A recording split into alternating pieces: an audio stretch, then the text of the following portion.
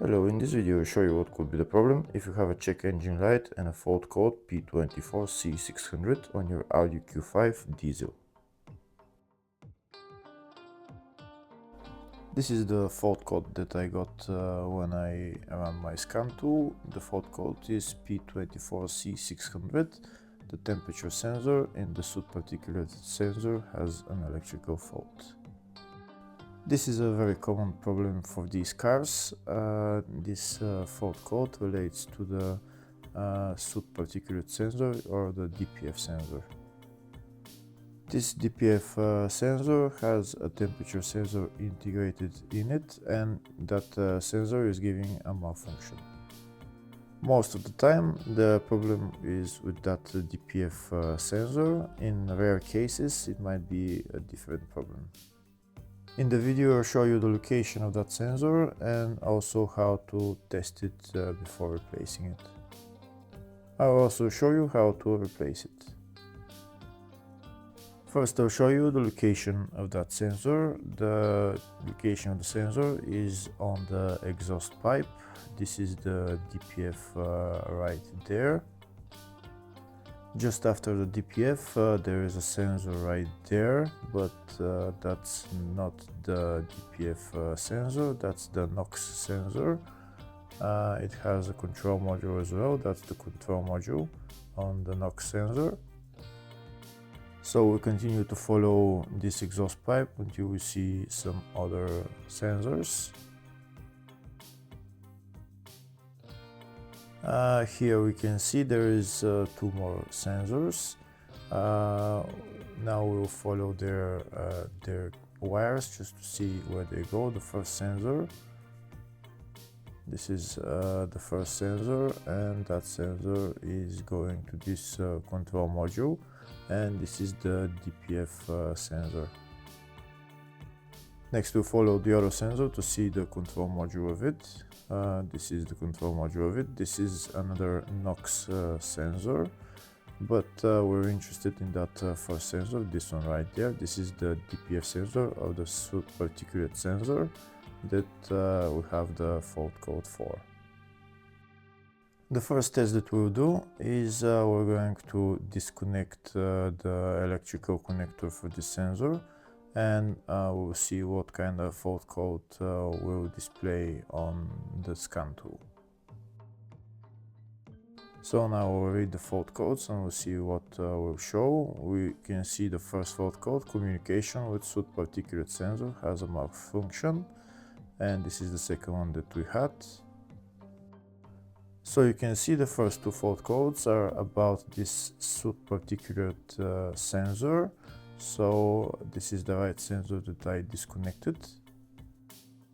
Next I'm gonna go to that sensor and connect the sensor again and check the fault codes afterwards.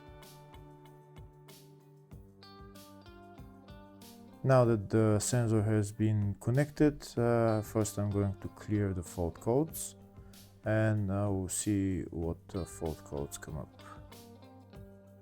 We can see there is only one fault that came up. The fault code for the communication with that Soot Particulate Sensor is gone because we already connected the electrical connector, but that fault code for the temperature sensor in the Soot Particulate Sensor is a permanent fault and can't be deleted because this sensor has a problem.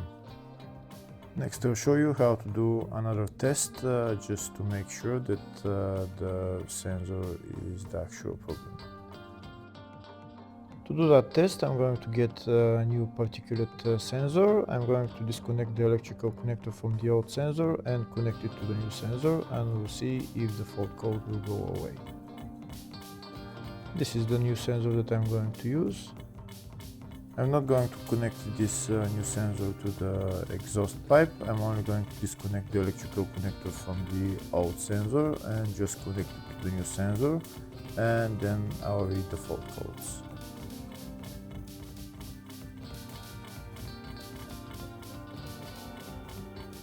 So I'm disconnecting this DPF sensor and this electrical connector. I'm going to connect it to the new sensor.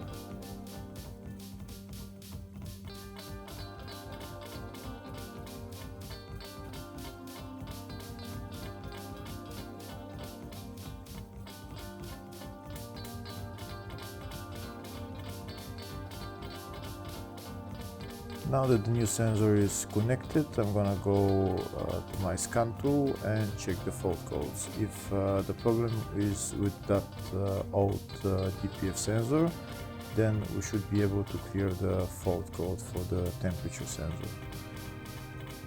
So we can see this is the old fault code that came up. Now we're going to clear the code and we'll see if it will come back.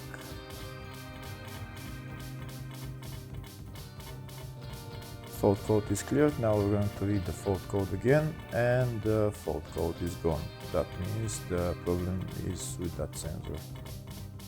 With the new sensor, everything is working fine. We can see we're reading the fault code again and it's not coming up. We're going to read the fault code one more time and we can see no fault code is coming up, so that means the problem is solved. Next we'll show you how to replace this DPF sensor.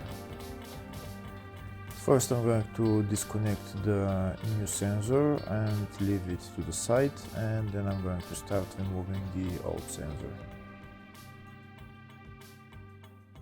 The sensor is held by two nuts that we need to remove.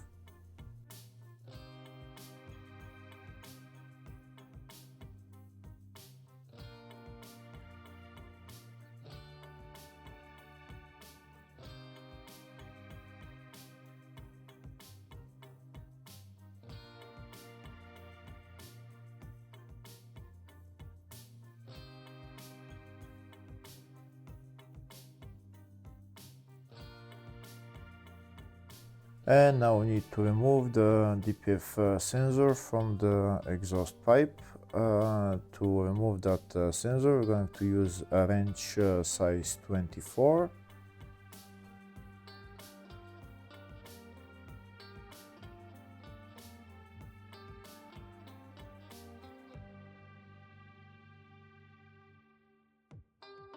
Here you can see I'm applying force with my wrench, but the sensor doesn't seem to be moving. I'm going to try one more time. If it doesn't work, I'll show you how to remove it with a 24mm long socket.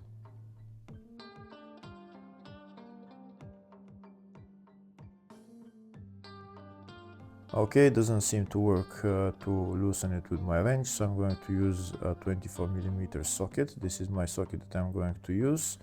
To use it, first I'm going to cut the wire and try to put the socket this way.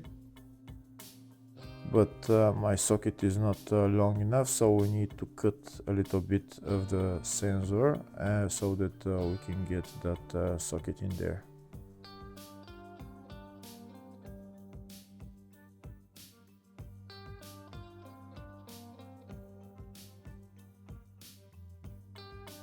I'm going to use my cutters and I'm going to cut this part of the sensor, and then there should be plenty of space to put my socket in there.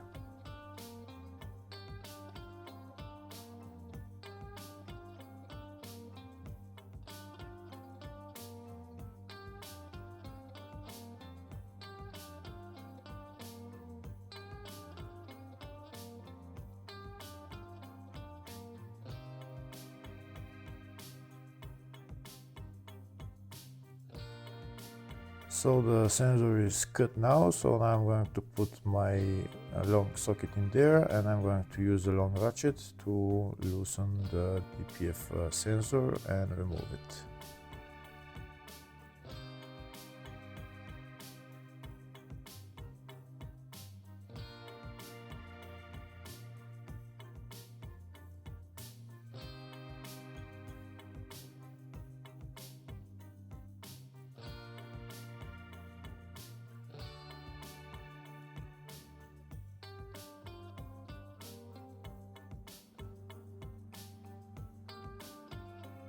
We can see the sensor started turning, so I just need to remove it all the way.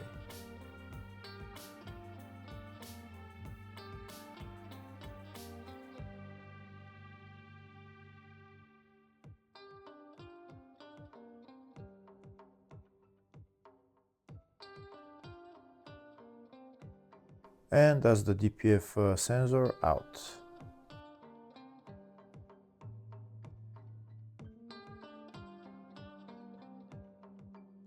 Now I'm going to put on the new DPF sensor. I'm going to put it in the hole in the exhaust pipe, and I'm going to tighten the nut.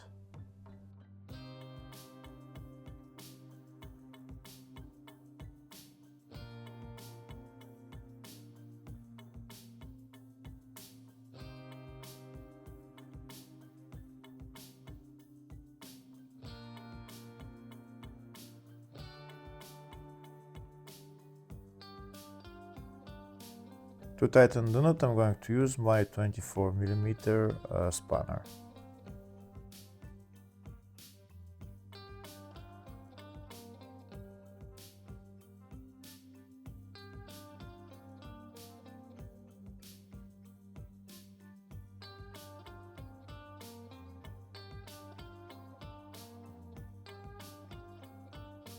Now that the nut is tightened, next I'm going to put the control module of this DPF sensor into its place, and I'm going to put on the two nuts holding it, and then I'm going to connect the electrical connector.